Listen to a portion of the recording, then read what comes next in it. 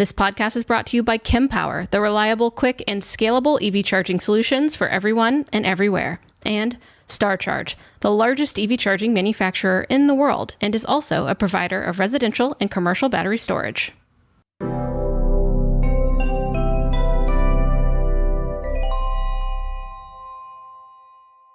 Hello and welcome back to the Out of Spec podcast. I'm your host, Francie. You join me along with Kyle Connor and TJ, nicknamed Suburban, to talk today about, you guessed it, EVs, but specifically the Fisker Ocean. So thank you both for hopping onto the podcast today. Yeah, thanks, Francie, and thanks, TJ, for joining. And just great to have more car enthusiasts come on the channel and talk cars. Exactly. Yeah. So welcome, TJ. We met you over the internet. So yeah, thanks for taking the time out of your day. Hope you're doing well.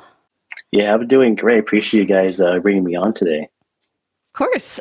So Kyle was able to drive a Fisker Ocean One, pre-production one, and you posted a video about this almost a year ago now that we'll link in the show notes. But a bit of what we do know about the Fisker Ocean is that there's actually inventory available right now. I was looking at their website. You can apparently get delivery of one between 4 to 10 days based on a few zip codes that I was looking in, typically around $69,000. And overall, we haven't had a lot of time with the Fisker Ocean One, right, Kyle? So that's why we're also excited to get you, TJ, onto the podcast, like Kyle said, as a car enthusiast, because you had some time with the Fisker Ocean recently. Yeah, so I guess let's start with Fisker Ocean in general, which is, I think, we're assuming everyone kind of knows what the car is coming into this podcast, but it's an electric SUV from a startup automaker from Heinrich Fisker, who's an amazing car designer from years past, designed some of the most beautiful cars dating back a number of years, but has now tried to start his own car company a couple of times. And the last one didn't work out so well at all. And now we're coming into the new one. And the approach for Fisker, which I think is a really interesting approach, is you have a designer leading the company, a little bit like Polestar, actually, where they're like a design-focused company, but at least Polestar can reach into the Geely parts bin and, slab together, all of these well-engineered components from Volvo, Lotus, et cetera, that's in the Geely family. With Fisker, they needed some real engineering help. So they actually went to Magna, who is a sponsor of our Out of Spec Reviews channel, not on this one. But that doesn't affect our reviews on the car at all.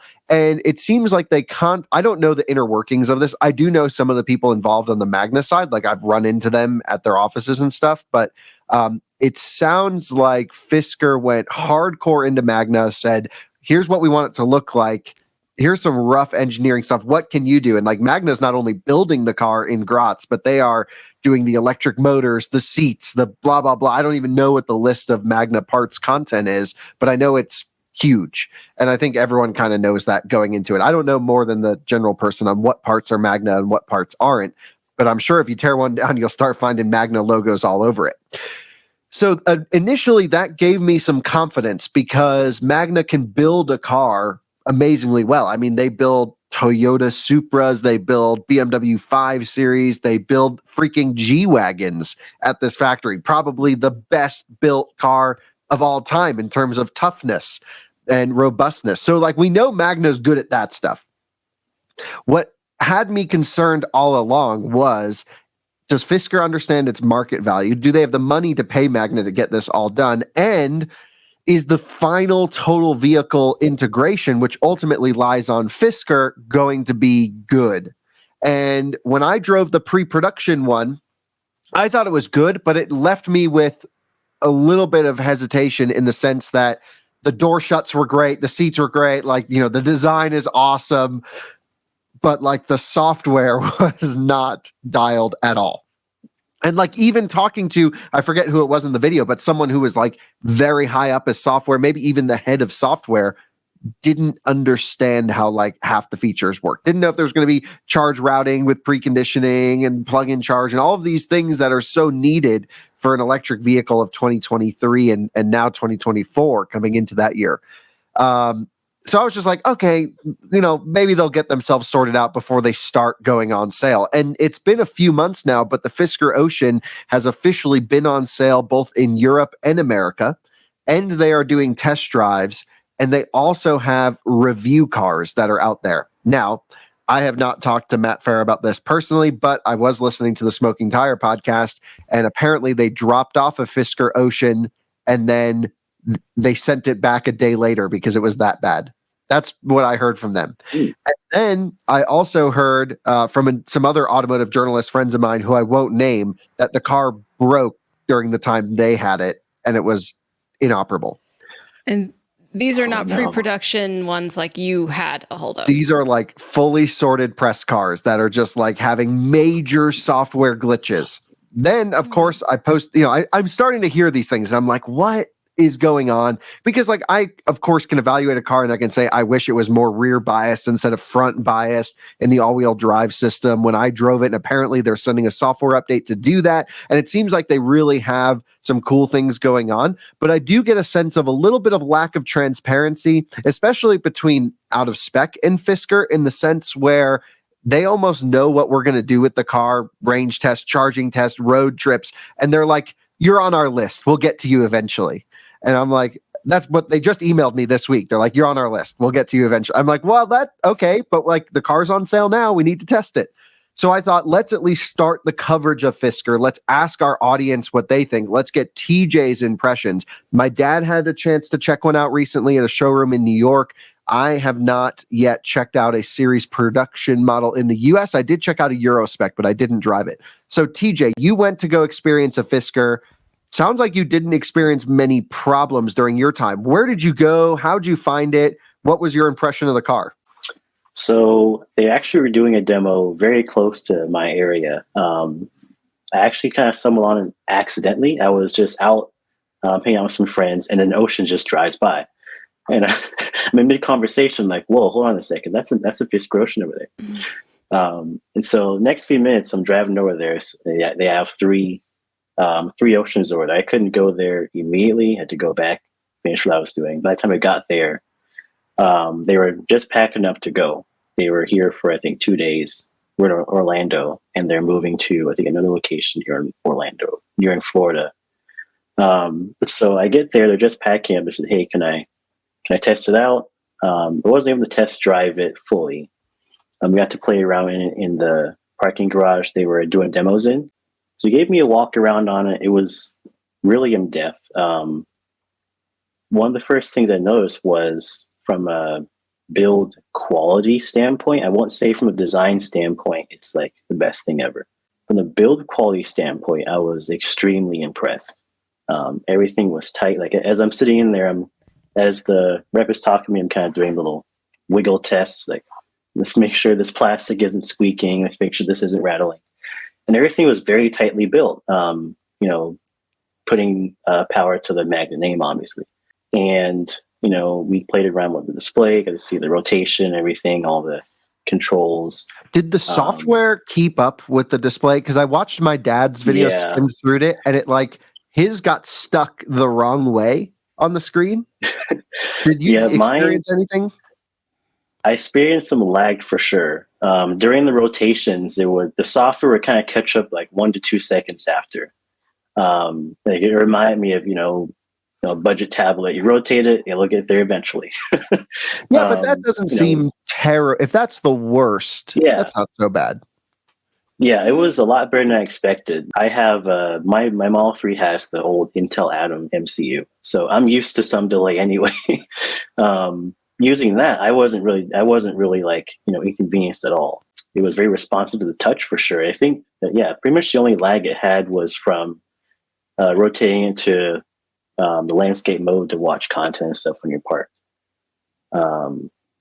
I was in the base model, I believe, because the mileage was at around 200 miles left, and the max was around 250. So I think I was in the base model. But even then, it didn't feel like it was cheaply built. It felt like it was quality built. Materials are really nice. Sound system was very surprisingly nice. I work in audio engineering partially, so I was very critical about that. We listened to some tracks that in there. It sounded very good. You know, the design language, I really liked it. Outside, it looks like a mix of like a Range Rover Sport, kind of a Jaguar type. It's like a mix between the two, but also looks unique. I really liked it. Like the base model, I didn't realize it was the base model, which was kind of a good thing. I think now I'm thinking back, because it didn't seem like I was in the cheapest one. And what is the base price? What do they start at? Like 40 grand or something? I think 40 grand, 39 and some change, I think. Yeah. That seems like a lot of car for the money. It's like interesting looking. Exactly.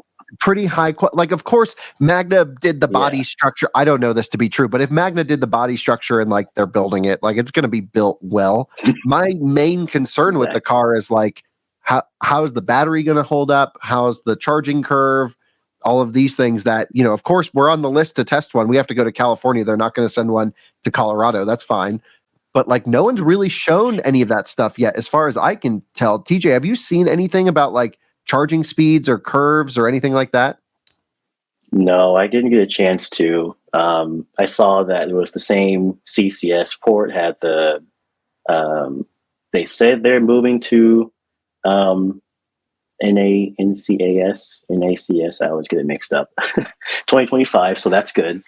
But I didn't get a chance to play on the charging. I was hoping to, because there was a level 2 charger just down the road I wanted to take it to, but we weren't able to go there. But I was very curious, because I'm also in the market looking for, you know, what's next out of this Model 3. Would it be F-150 Lightning, Rivian R1S, R1T, you know, something bigger than the Model 3.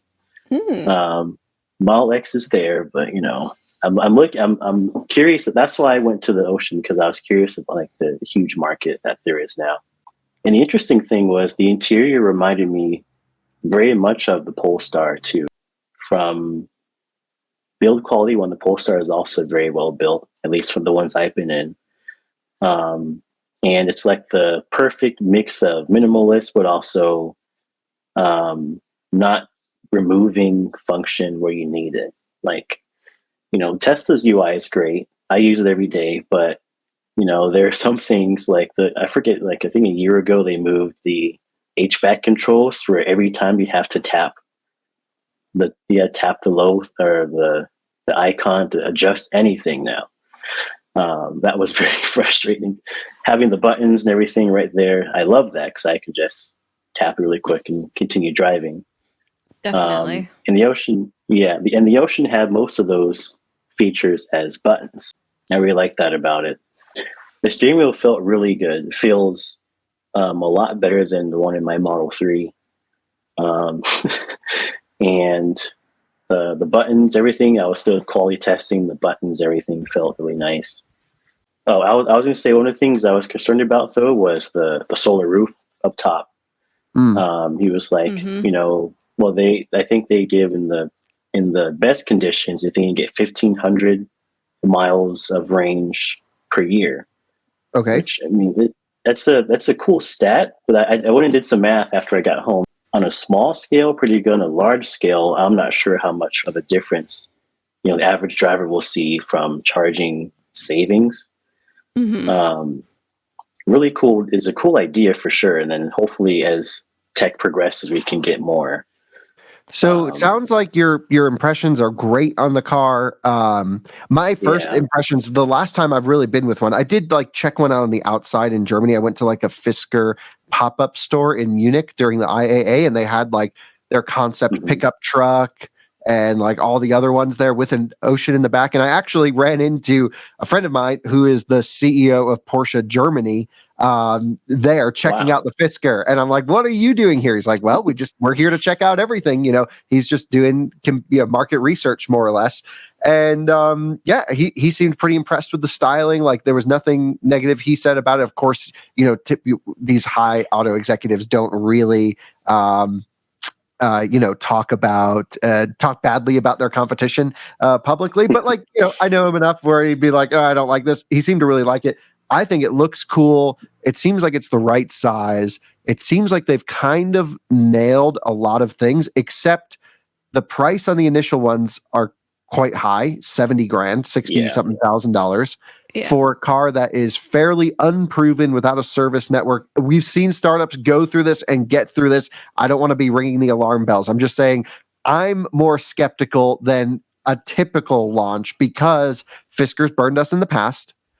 And now we're hearing of major software issues, which, to be fair, Volkswagen, one of the largest automakers in the world, has major software issues. So it's not unique to just Fisker.